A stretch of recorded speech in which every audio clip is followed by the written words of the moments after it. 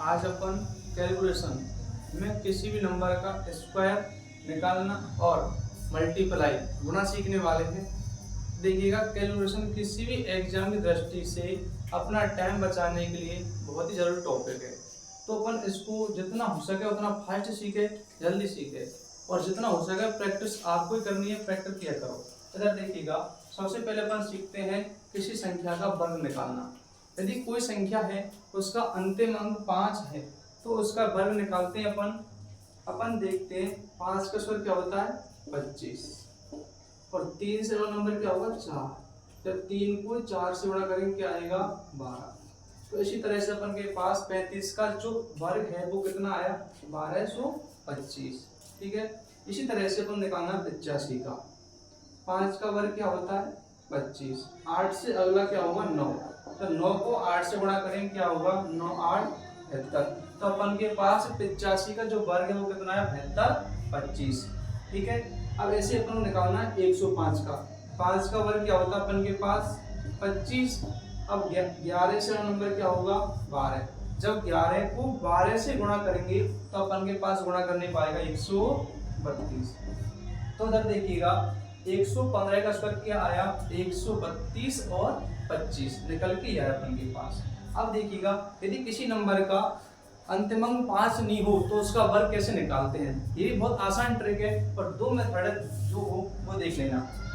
पहला है बहुत आसान है, इधर देखिए 2 का स्क्वायर क्या होता है 4, 2 का स्क्वायर 4। अब लोग करना है गुणा, 4 को करो 2 से गुणा, 4 दूनी 8 और 8 दूनी 16, 16 का लिखेंगे 6, 16 का 6 एक हासिल। 4 का वर्ग कितना होता है 16, 16 और 1 17। तब अपन के पास 42 का क्या 17 64। ठीक है, इसी तरह से इसका निकालना है अपन के पास। तो अपन जानते हैं 8 का स्क्वायर क्या होता है 64, 64 का क्या लिखेंगे 4, 6 क्या हो गए अपन के पास हासिल। अब हम गुणा करेंगे 8 पंजे 40, 40 गुणा 2 करेंगे 80, 80 80 में कितना जोड़ा 6 तो कितना होगा 86, 86 का 6 अपन के पास हासिल कितनी है 8। 8 5 का वर्ग कितना होता है 25, 25 में जोड़ना कितना 8, 25 8 कितना होगा 33, कितना होगा 33। अपन के पास 58 का कितना आया निकल के 33 64। ठीक है, इसी तरह से निकालना 76 का। देखिएगा 36, 6 का वर्ग कितना होता है 36 का 6 लिखेंगे हासिल के योग के पास 3 हासिल। अब गुणा करो 7 6 की 42, 42 गुणा 2 करें कितना होगा 84, और 84 में 3 जोड़ो कितना होगा 87, हासिल कितनी 8। 7 का वर्ग कितना होता है 49, 49 में 8 में कितना होगा 57, 57। ठीक है, ये इसका स्क्वायर। इधर देखिएगा 1 का वर्ग कितना होता है 1। ठीक है, अब गुणा करो 8 एकम 8, 8 गुणा 2 करेंगे 8 दूनी 16, 16 का 6 1 हासिल। 8 का वर्ग कितना होता है 64, 64 और 1 65। ठीक है, इसका 81 का स्क्वायर। ठीक है, यहाँ तक। इधर देखिएगा इसे कैसे करेंगे अपन, 3 का कितना होता है 9, 3 का वर्ग 9। अब 10 को पहले गुणा करना है 3 से 30, 30 गुणा 2 करेंगे कितना होगा 60, 60 60 की 0 हासिल लगी 6। 10 का वर्ग कितना होता है 100, 100 में 6 जोड़े कितना होगा 106। ठीक है, इसका अपन के पास 103 का स्क्वायर। ऐसे ही करना है। 2 का स्क्वायर कितना होता है 4। अब 12 को गुणा करेंगे 2 से, 12 गुणा 24, 24 गुणा 2 करेंगे कितना होगा 24 दूना 48, 48 का 8 हासिल लगी 4। ठीक है, यहाँ तक। 12 का स्क्वायर कितना होता है 144, 144 में 4 जोड़ेंगे कितना होगा 148। ये आया अपन के पास 122 का स्क्वायर। यदि यहाँ तक आपको समझ में आया हो तो ये 3 क्वेश्चन अपन के होमवर्क में, ये 3 क्वेश्चन की प्रैक्टिस करो, और प्रैक्टिस करने के बाद अपन को एक कमेंट बॉक्स में इनके आंसर लिखने हैं। कमेंट बॉक्स में आंसर लिखते हैं, देखते हैं कितने समझ में आता है क्या क्या आंसर आया।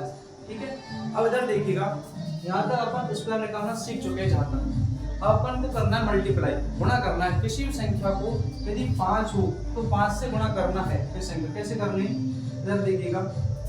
8 का तो 8 लिखिएगा, 8 का तो 8, 8 5 13 का 3, एक क्या है हासिल।